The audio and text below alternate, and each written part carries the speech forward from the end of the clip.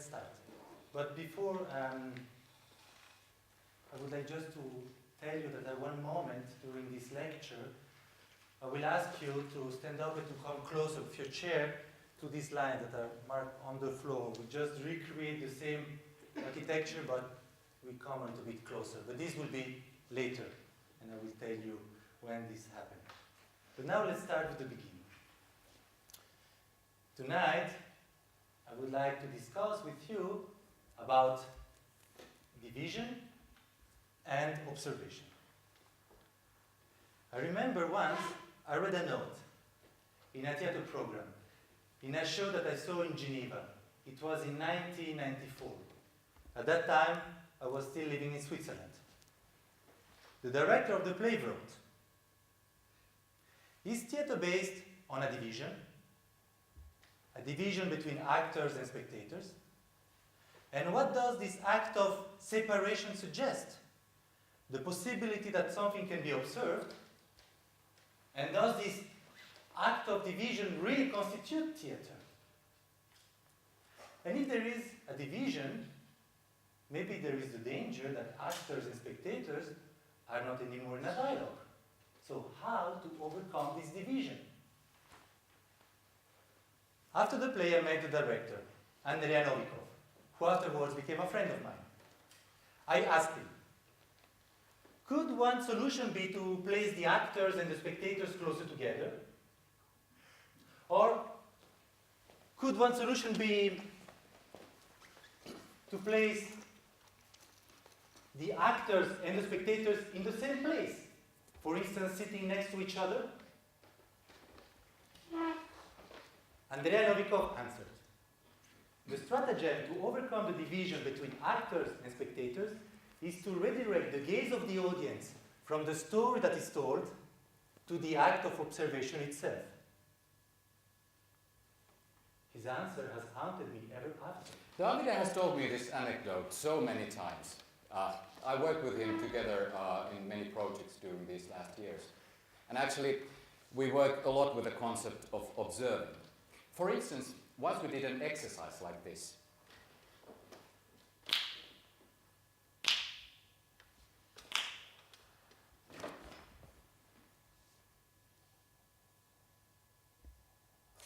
I asked, "Davide, what's the point of this?" I replied, "In the beginning of the 20th century, Daniel Paul Schreber, while he was hospitalized in a mental clinic, wrote a book about his insanity. Indeed, the book is the book of a madman. However, by publishing the book, Daniel Paul Schreber managed to transform his problem in a radical way. By enclosing his subjection towards his own delirium with the external point of a writer, he managed to change the perception of his problem. If he would have had the same discourse towards his own delirium as a subject, he would have lost himself. But by observing it from the outside as a writer, well, there is nothing crazy about it." So is this a metaphor for theater then? That we project something outside of us, something that is too hard to deal with, and then we observe the projection?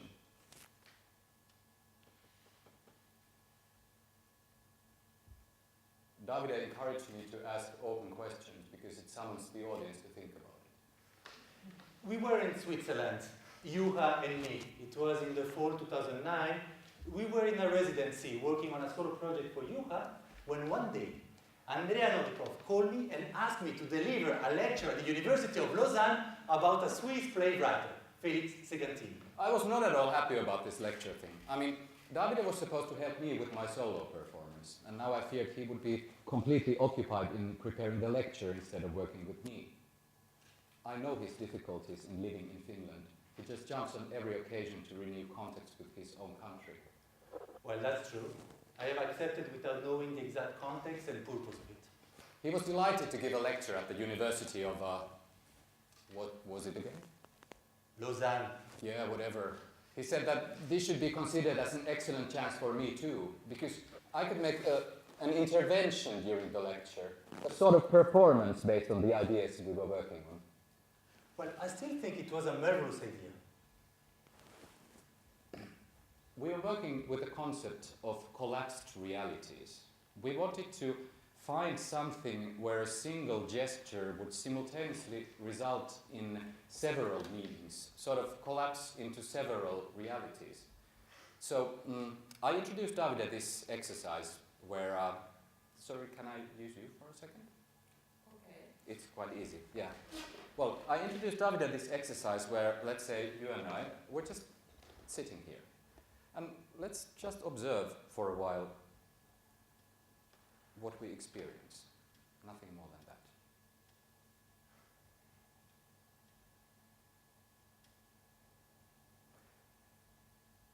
Is there anything specific that draws your attention in this situation? Our legs. Our legs. They're about similar shape. Yeah, I see quite many legs in that similar shape there. I wonder what it sort of is. But anyway, you brought up something that put my attention to it. So you sort of, in a way, changed my perception of reality. And now all I see is this shape of legs all around in the space. This is a very short thing, but just imagine we would do this for hours, just share our observations. We would sort of guide our attention, and in a way we would become aware of, well, let's say more than one reality. I never really understood this exercise. I mean, you had. Yes? Was there a division between you and that spectator? Well, was there? Was there? There was. You were leading the exercise. Yes, of course here, but this is just an example. But if there was a performance that consisted of us two observing and sharing our observations for, let's say, 2 hours, surely our relationship would turn into a more equal one. Well, of course we might ask, can we call this theatre anymore?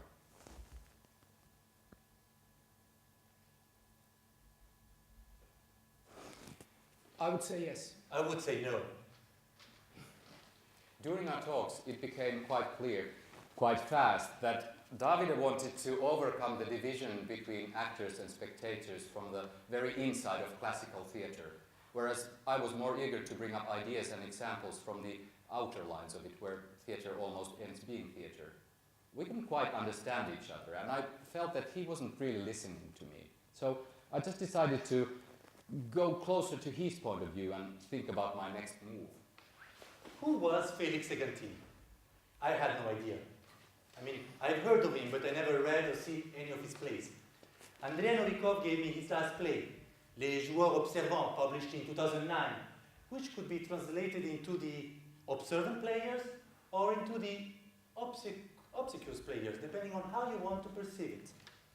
Actually, only an extremely tiny circle praised his work, but the general opinion basically castigated his work as mere perversities. In an interview in La Tribune de Genève, Felix Segantini declared, "I had to face the scandal very young. I was 22 when my father committed suicide. My father was an excellent teacher and headmaster, but inhabited by the Casanovas demon. He had affairs with the mothers of his pupils. He broke down. This is why I've been long time the guilty son of a guilty father, and this won't change." And he was right. After the accident of Roman Polanski, I don't know if you remember, but in 2009, Roman Polanski was invited in a film festival in Zurich to receive an award, but as soon as he landed in Switzerland, the Swiss police arrested him because there was this 20-year-old demand for extradition from the US government for sexual crime. Felix Segantini, like many other Swiss artists, actively defended the film director, but after this event, his sentence was definitive. He's a bastard, an impostor, and a perverse. Even after the accident, the general opinion didn't change. We were wondering, what is more important, the gesture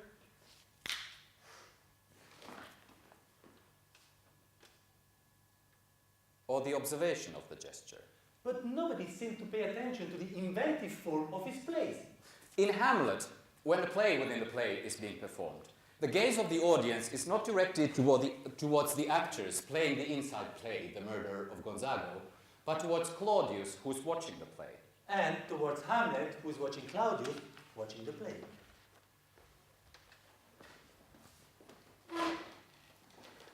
I realized that giving a lecture at the University of Lausanne about Felix Egantini was problematic. I couldn't just present his work. I had either to attack him or to defend him. Andrea Novikov knew the research that I'm doing here in Finland, which consists on an artistic research on the phenomenon of the play within the play.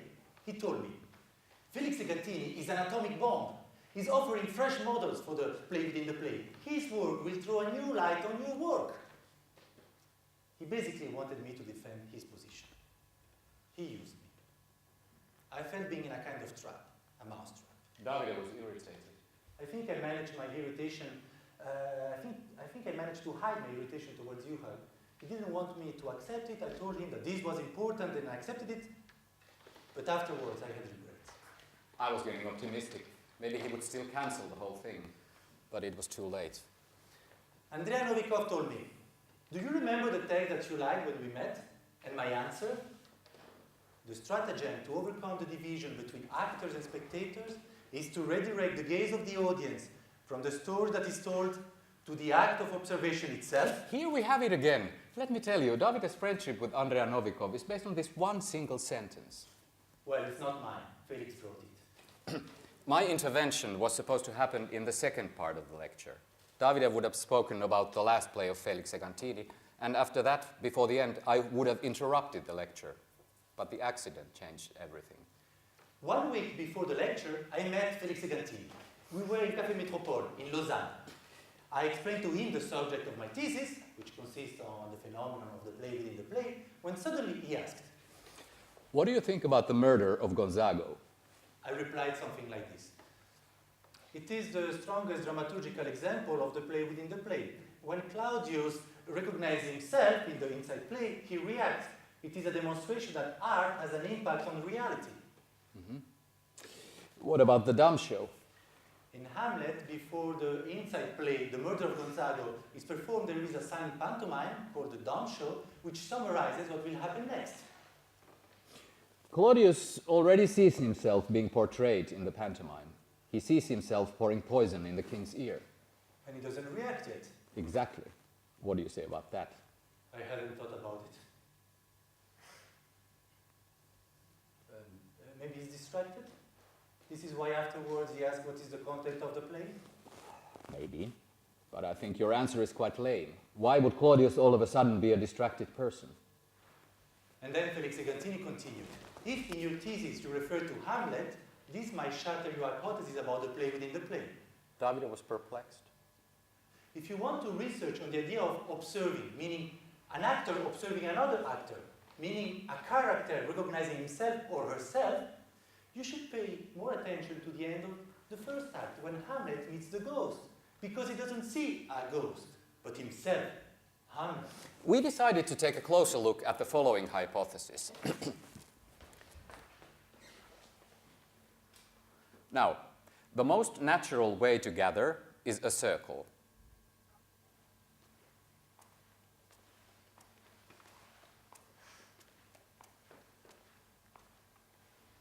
But in theater, there is a division between actors and spectators. Therefore, we can say that the circle is broken. The stage is considered to be the place where the fiction is being performed, therefore the space of non-reality, whereas the audience considers its own space as the space of reality.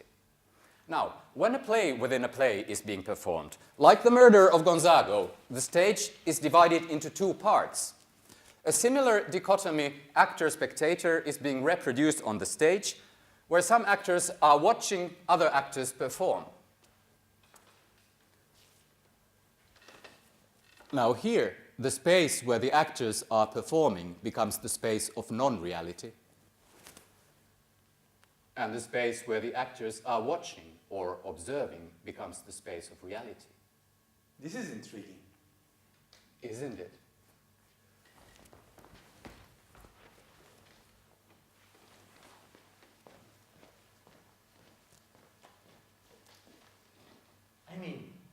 reproducing what the audience is experiencing, which consists of some people doing and some people watching, the division that lies between actors and spectators is removed and placed on the stage between the actors. And the actors who are watching, they find themselves on the same level with the spectators.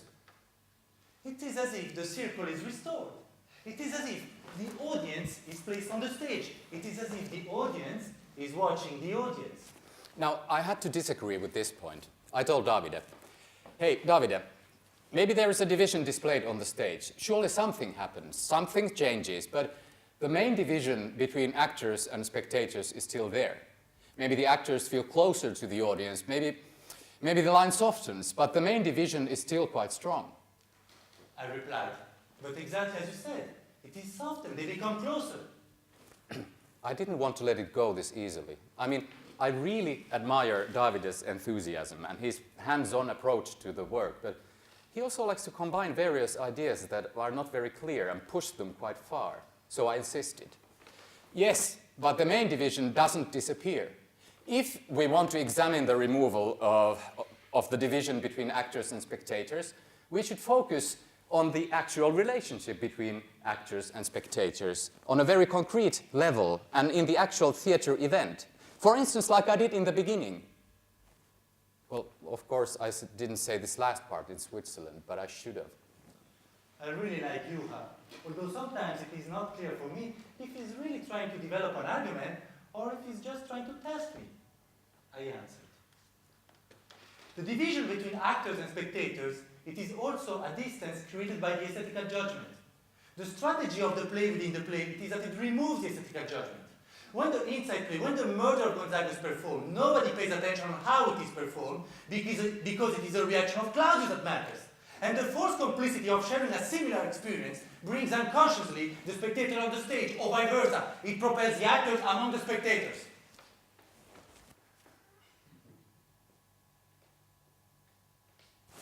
I was almost satisfied with his last answer, but I still wanted to try something.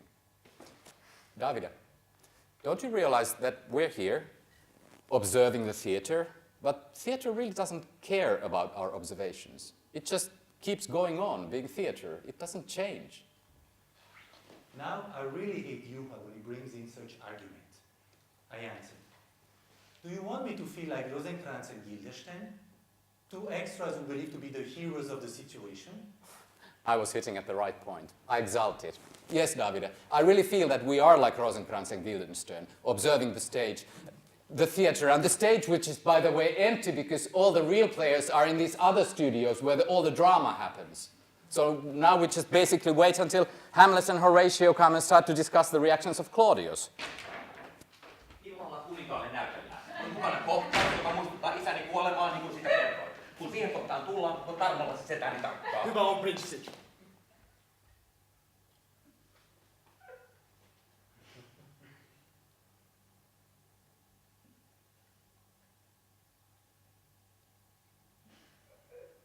Huomasitko? Oikein hyvin, prinssi. Kun puhuttiin myrkystä, niin Katselin häntä tarkkaan. musiikki.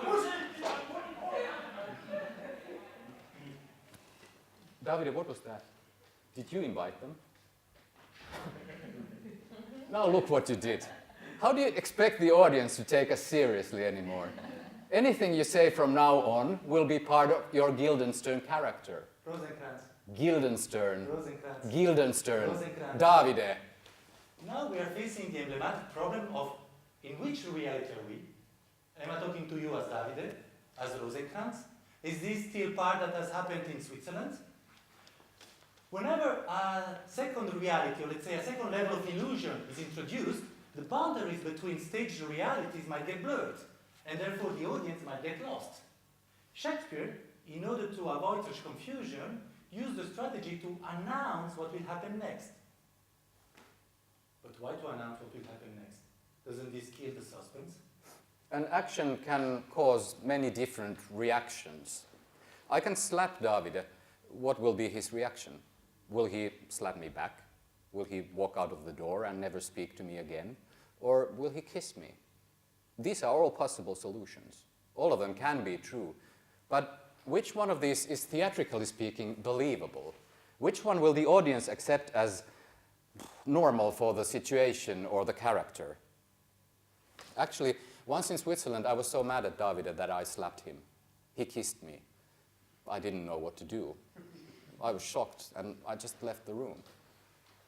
When Hamlet tells, okay, this is what will happen, and I will act like this to make this happen, the audience is not anymore questioning if the action is believable or not. It is accepted as a fact. The focus is then shifted on how it is performed, how the action is accomplished. The audience, instead of discovering the story, enjoys the unfolding of the plan and travels from one reality into the other one without trouble, without confusion. The audience, instead of being behind the story, watching the story and judging it, are placed ahead in time. They become somehow the complices of the author. They are watching the story from the end. For instance, now I can tell you that Juha is a very sensitive person and it's very easy to upset him. So as I did in Switzerland, I will make him leave the room. Juha? Yes, Davide. No, call me Rosenkrantz. Whatever. Guildenstern. Do you really believe that Hamlet is messed up by the death of his father? Actually, do you really believe that there is a Hamlet in this story? Maybe we are all Hamlet here. We are all the expression of the same doubt. Listen, Davide. You are not Hamlet holding the mirror to the audience. And in fact, if there is a Hamlet in this situation, it's Felix Segantini, and we're just trying to figure out if he's truly insane or by craft. But don't worry, I'll tell you, he'll die in the end. Davide! What are you doing? Did you see that? Stop! We take this again. This time, look what Davide is doing, but pay attention to my reaction. Go. So it's Felix Segantini who... Davide! What are you doing? You did that in Switzerland and you are doing it now. Vittu, pidä ite luentos, saatana Sveitsillä. It didn't really matter what I was doing. The reaction of Juha and the fact that he left was the most important element. Maybe my stratagem was lame. You were expecting me to kiss Juha, but I just wanted to trigger your expectation. Thank you, Juha. Actually, I have to admit that the discussion that I had with Juha helped me a lot to structure my lecture in Switzerland. So now, in order that I can continue and really come to the lecture that I did, I will ask you to restructure the space, so to stand up and to come closer with your chair to this line, as I asked you in the beginning.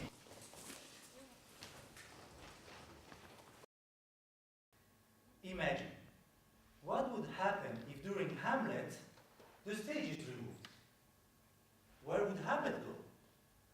And where would the actor embodying Hamlet go? In the last play of Felix Segantini, Les Joueurs Observants, there is a surprising element that the stage is absent. Usually the theatre event takes place in this particular space, the stage, where the fictional world meets the real world. The audience is sitting on two banks facing each other, and among the spectators are seated two performers. So here, where does the fictional world and the real world meet? The two actors rarely talk to each other as it is in a traditional play, but rather talk directly to the audience. And here lies the interesting aspect of the play, because it is not the character talking to the audience, but the actor. It is as if the actor is stepping out from the character and simply talk to the audience. These, let's call them these monologues, this kind of sharing experience directly addressed to the audience, generate a second level of narrative that recreates the situation of the play within the play. The two actors are telling about the story of making a performance, about the struggle to become someone else. And slowly we understand that the present show is the recount of a previous show. And we also understand that the two performers are linked to each other. One of them played the part of a dead father who committed suicide. And the other one played the part of his son. Yeah, and as I told you, it's the recount of a previous show. At one point, the actor embodying the dead father does this.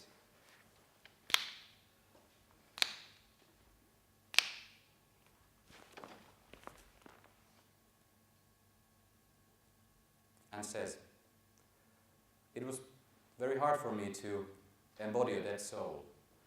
I mean, what kind of body gestures to use? What kind of a voice? Have you ever been persecuted by someone? How to tell your own son why you committed suicide?" All these questions made me feel and think in a different way. At one point, the actor embodying the son says this. 2 weeks before the opening, I called my own father. I told him that I was performing in a show where the father of my character committed suicide after watching a theater performance. I wanted to ask my own father if he ever felt humiliated, if he had death wishes. We spoke about the weather, and after some usual awkward silence, he wished me good luck, and we hung up. I couldn't ask him my questions.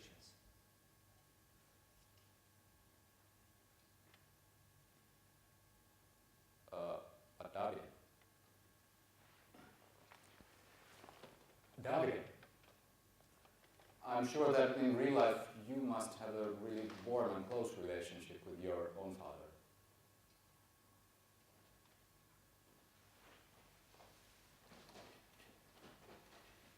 Of course. Like each son has. Of course.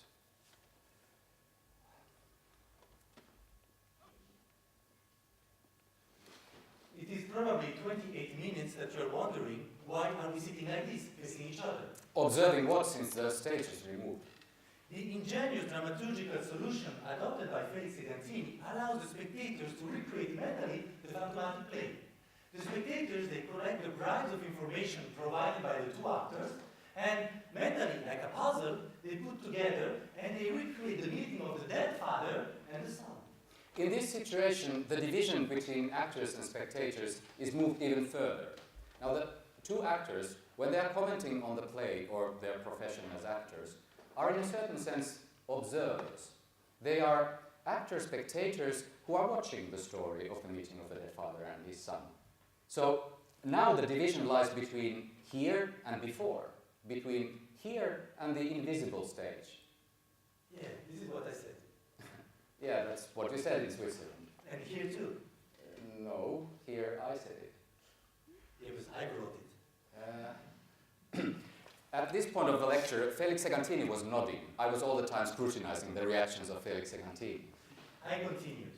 The staging of a performance generates a process, a content, a structure that has to disappear in order to make the show visible. Like an iceberg, whose 90% remains invisible in order to let the 10% be visible. When we see a performance, we have no idea the actors have difficulties in dealing, in becoming someone else, in dealing with issues such as abuse, depression, humiliation, death wishes, suicide, what kind of impact they had on his life, and what were the strategies used by the director to relate with the actor. All these events, which are absolutely necessary to make the show visible, linger unseen in a blind spot of the stage. Felix Segantini deconstructs this process. He shows the hidden, the invisible structure that upholds the 10% that is visible. And he does this by placing the inside story, the meeting of the dead father and his son, out of the gaze of the audience. It has been put off stage, in an invisible stage, in the head of the spectators. The audience can then enjoy both aspects of the performance. The making of the show, described by the two actors, and the actual show projected in the invisible stage.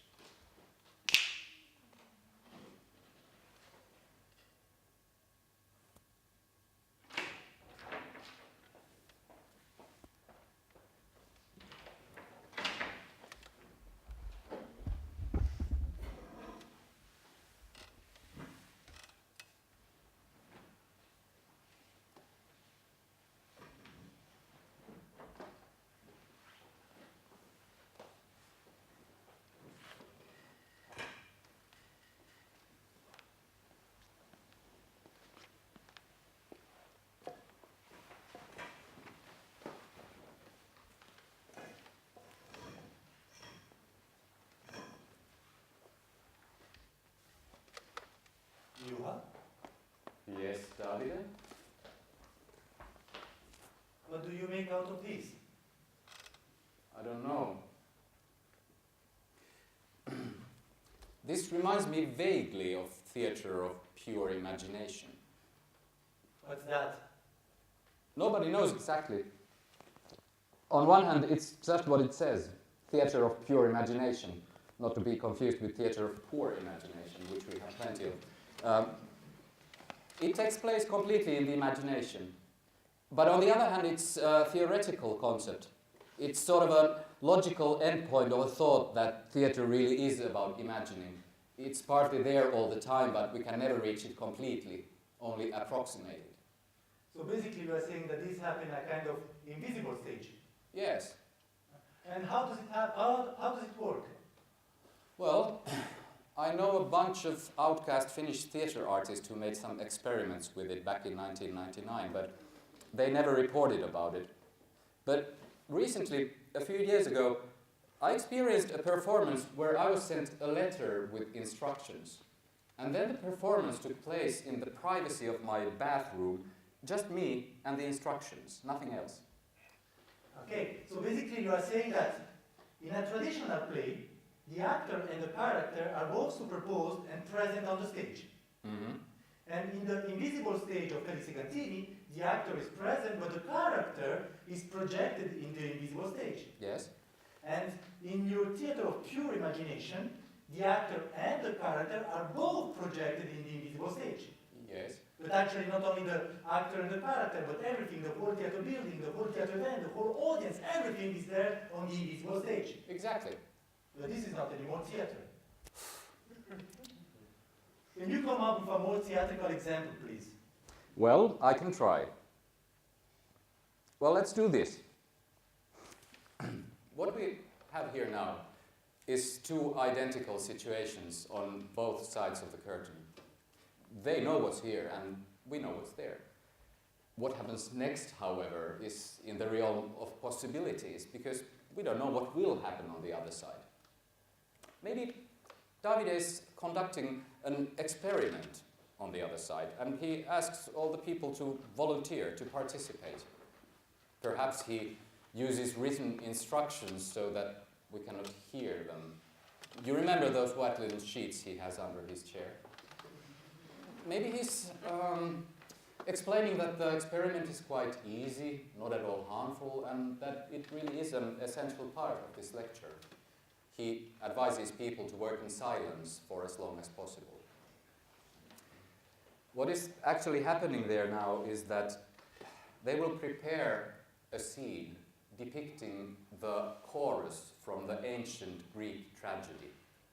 Davide is handing out masks and he instructs people to put them on. He's also teaching them a series of simple movements, sort of choreography, which they start to repeat together while still sitting firmly in their chairs. Very slowly they start to move, as you hear, the chairs are moving. And they start to move in unison, creating a unity, just like the tragic chorus. This choreography is actually quite suggestive. It's sort of hypnotic, and it's setting them to a mild trance-like state. They are also making a very low humming voice, and the voice resonates deep in their bodies and makes the trance state a little bit stronger. Most people remove their excessive clothing, and it's getting hard for them to stay silent. The movements are getting bigger, and you cannot probably hear this low humming voice, even if you try, because it's so extremely low. Only some animals, like goats and deers, can register this frequency, so they are now in a way contacting the animal side of their existence. This movement and humming keeps them together like one single organism that is about to explode from its own sustained energy. It is the tragic chorus. And from the tragic chorus, a man emerges. The protagonist is born. The proto-character stepping out of the chorus and answering the chorus. Voicelessly he sings, he shouts. Reality is cracking and so is the ceiling. Zeus, Jesus, and the gigantic head of Felix Segantini's father appear and answer the proto-character, tormenting him. Tragedy! The chorus begs the man to step back to his place in the group. Davide shouts voicelessly his instructions. A cosmic wind blows, makes his hair grow and cover the ecstatic dancing chorus. Aristotle comes and sets it on fire, and the flames make the gigantic head of Felix Egantini's father melt. Zeus hits Aristotle dead with the lightning. More gods appear. Copulating superheroes smash through the window and perform a silent pantomime. A nuclear war is declared by those still struggling for their humanity. An atomic bomb explodes and it forces all the atoms to disintegrate. Everything vanishes. Emptiness twists around itself, turning inside out, forcing the atoms to reappear. Molecules are formed. Molecules start to combine, creating organisms, forms, human forms. Chairs reappear. Humanity is born again, and this time it's better. People start to come back. Davide makes extreme abstract signs with his body, and smoke is coming from his ears. People collect their clothes from the floor, put them on, and sit down. The tempest is calming. Silence is coming. Everything is just as it was in the beginning.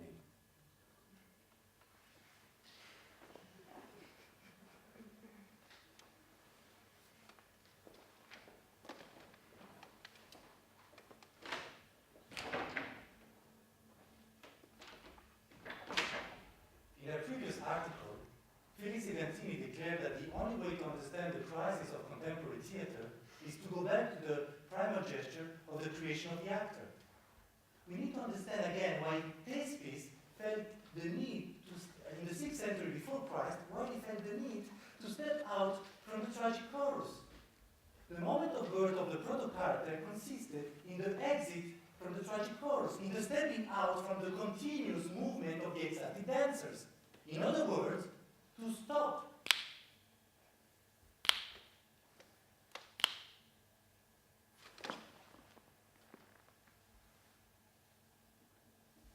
In the act of pausing, we step out of the incessant flux of life so we can observe it. Does this imply that the theatrical act verges on the act of contemplating? And what should the actor observe then? At that point, I started the second part of the lecture. Where I was supposed to have my intervention. But the accident changed everything.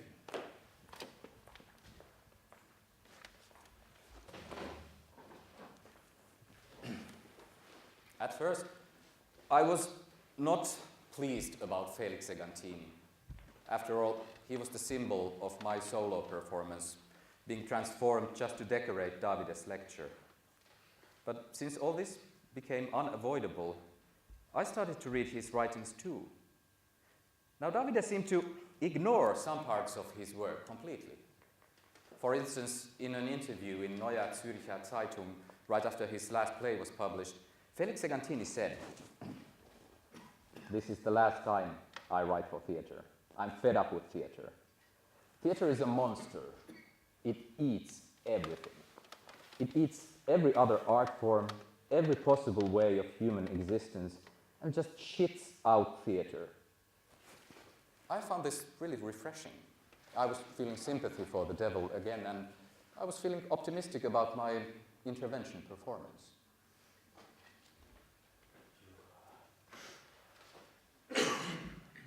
Is this why you want to get rid of theater altogether? Why is it so frightening? What is so terrible about it?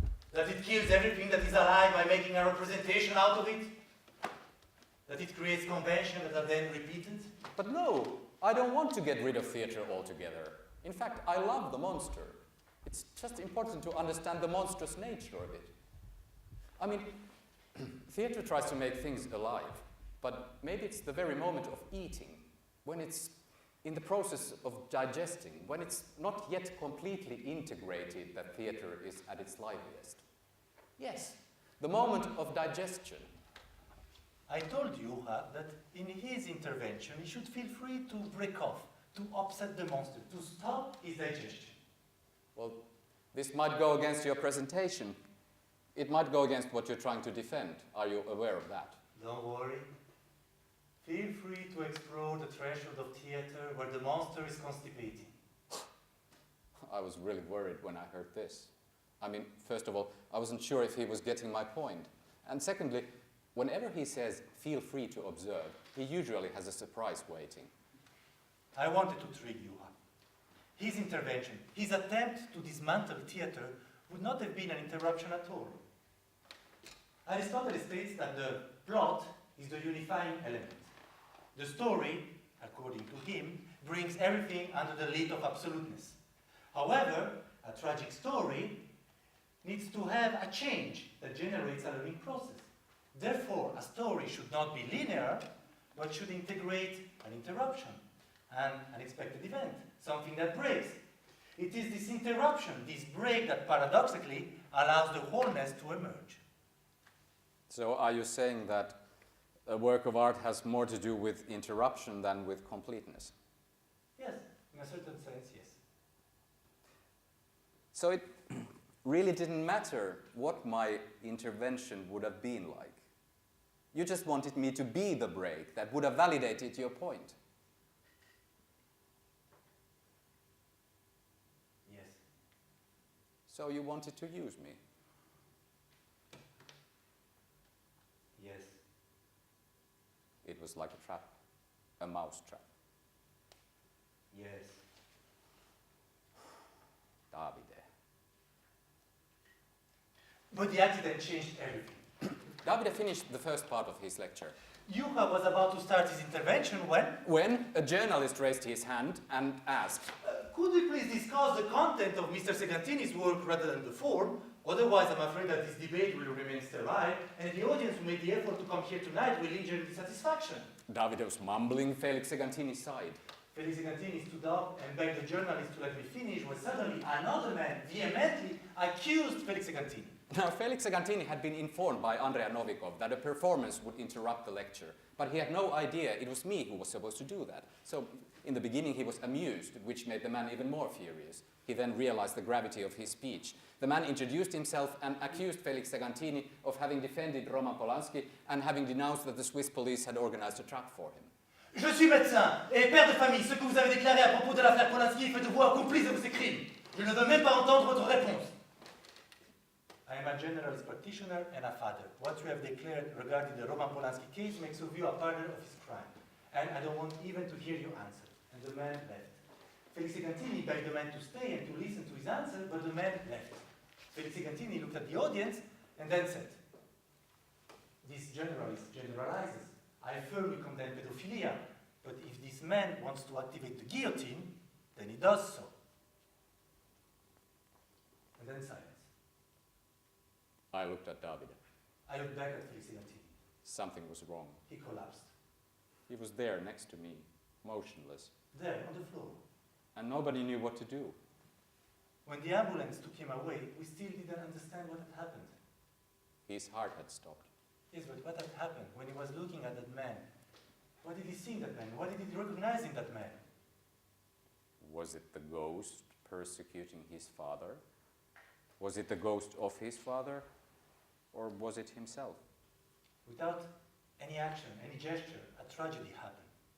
There was only the distress of Felix Segantini and the hard gaze of the doctor.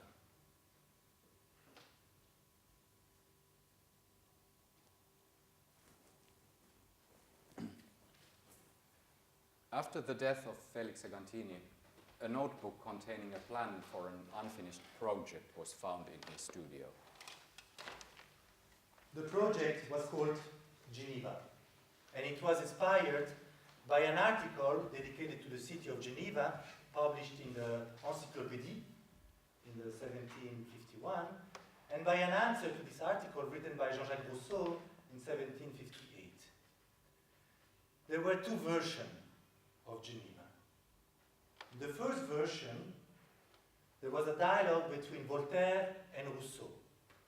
The scene takes place on the mountains surrounding the city, which at the time was not part of Switzerland, but was an independent republic. Voltaire stands on the Jura, and facing Voltaire there is Rousseau standing on the Salève. Voltaire stands up. Geneva is an opulent city. Justice is applied with accuracy, its citizens enjoy their freedom, and they are proud of their institutions. However, in this city there is a lack, and the lack is theatre. There are no theatres in this magnificent city, and therefore the citizens cannot fully enjoy their freedom because theatre is the place of observing. It's the only place where society can reflect itself. And then Rousseau stands up. Geneva is free because there are no theatres. Theatre is based on a division. Therefore, it recreates the situation of slavery. It cannot promote freedom, but on the opposite. It places the audience in darkness and forces them to submit to manipulation and passivity. And that's it. There was a longer dialogue, but Felix Egantini crossed it out completely, so nobody could read it. But then there was the second version. It had the same characters, same time, same place. But this time, there is no dialogue.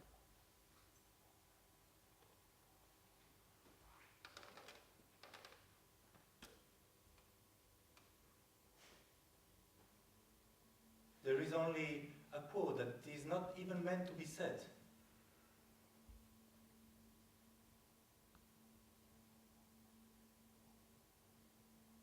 Thank you.